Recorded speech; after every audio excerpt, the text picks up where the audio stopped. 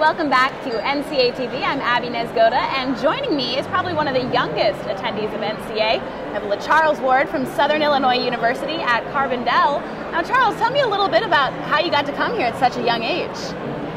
Well, actually, it's quite funny because I work with a lot of the faculty at SIU Carbondale, and I'm also a Ronald E. McNair Scholar, and so it's a little bit about that. It's a program that prepares you for graduate school, and so I'm working on a research project, and I was told by my faculty mentor at SIU to possibly think about attending NCA conference, and I'm like, okay, that'd be a great idea, since that I am pursuing MA or PhD program, so that's kind of why I'm here now. Wow, okay, so you're a senior over there? Yes. Okay, all right, and I noticed that you've been following a lot of our correspondence at NCA on Twitter. Absolutely. So tell me a little bit about that, the whole new technology impact on NCA. Well, I have to say at the outset that I'm addicted to Twitter. I'm actually on Twitter because there's a lot of scholars on Twitter that I follow, and I'm really interested in some of the things that they have to say. And so I'm like, oh, well, let me check on if NCA has a Twitter account, and lo and behold, NCA did, and I also ran into Emerson College, and so I'm like, well, I'll figure I'll follow them. I'm sure they'll give a lot of good news and details about the conference. Okay, tell me a little bit about your experience at the conference.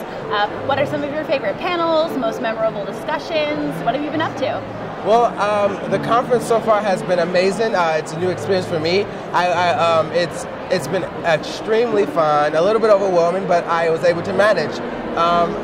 As far as the most interesting panel that I attended was, I think it has to be it titled somewhere along the lines of African American politics and hair, as it relates to hair and identity. And so I was really interested in that one. And the most exciting moment was when I was at a presentation with single African-American women professors as they talked about not being in a relationship, and I thought that was really interesting as it got really heated. It was a really heated debate, and so I was really excited about that because, academia and debate is really interesting. Sounds like you hit some of the good ones. I know I was at that politics and hair panel. That was really interesting. Yeah. But something I wanted to ask you was, you are thinking about grad school. Absolutely. You're attending the banquets. How is that impacting your decision, and is it helpful? Actually, the banquets are very, very indeed helpful because I'm able to talk to some of the faculty that one-on-one and to actually tell them about my research and what I'm working on and how much I'm interested in that university.